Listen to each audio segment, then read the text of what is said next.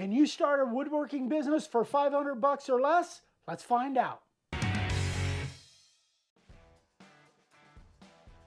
One of our most popular videos in 2023 is where we went to Harbor Freight and we found the least expensive tools and supplies that you would need to start a freehand routed sign business. Today, we're going to go to Home Depot and go kind of to the next level of buying a little bit better materials and equipment. So let's hit the road and check out Home Depot, see what we can find. So this is how we're going to do it. So we're going to go into two different categories. Category 1 will be kind of bare basics from Home Depot.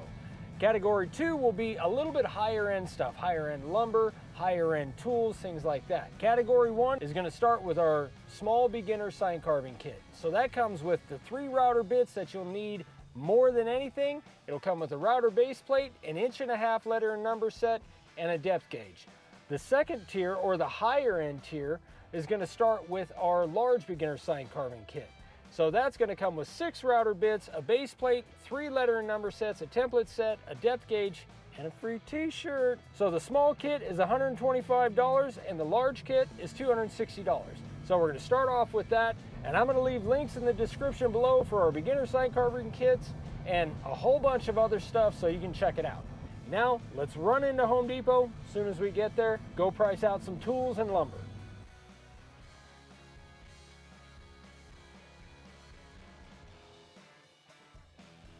Sanders. There's a lot of different options in sanders. What we're trying to do here is start with just the minimum of what you need. So the minimum, if you were picking one sander, probably the random orbital, and you'll just use multiple grits. The random orbital, there's a couple different choices there. There's the Ryobi on the low end and there's the rigid on the higher end. So the Ryobi is $59 and the rigid is $65.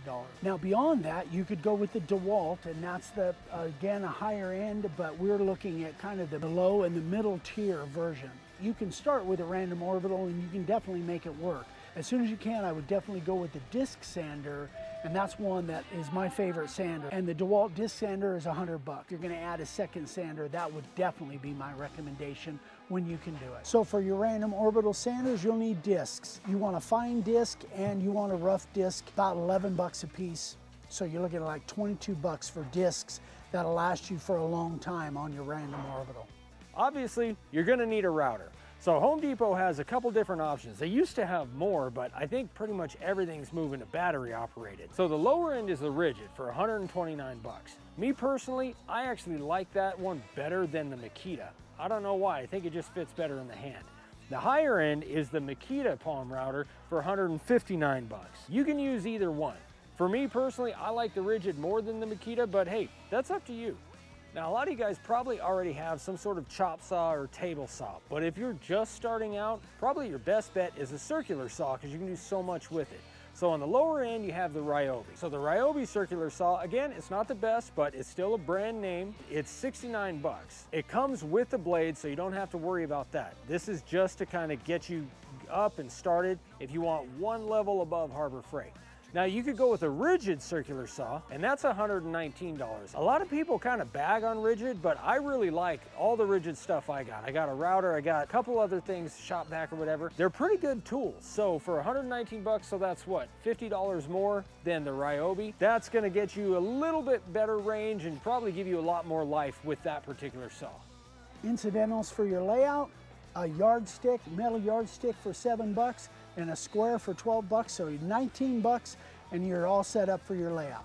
Now again, most people probably already have a tape measure, but you're definitely gonna need one. So you can do any number of price range for a tape measure, but basically a 16-foot Husky is like 7 bucks, and Husky's a decent brand.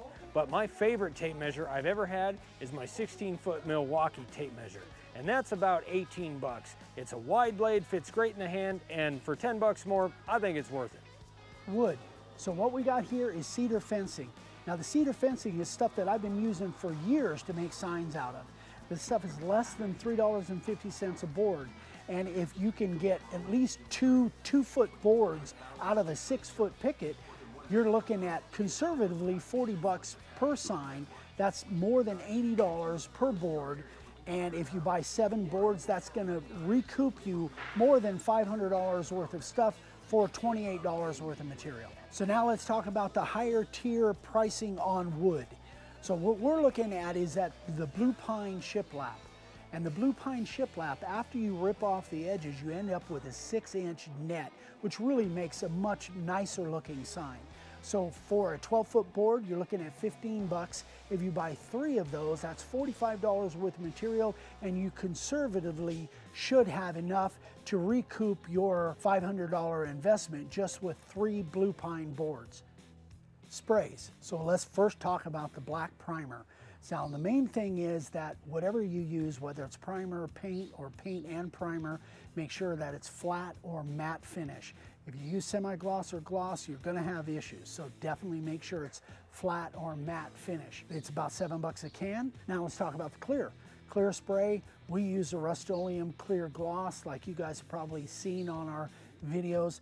7 bucks a can, so whether you're talking about the black or the clear, it's probably 7 bucks a can. 2 cans of each, about 28 to 30 bucks, and that's probably all you're gonna need for all your signs to recoup your investment.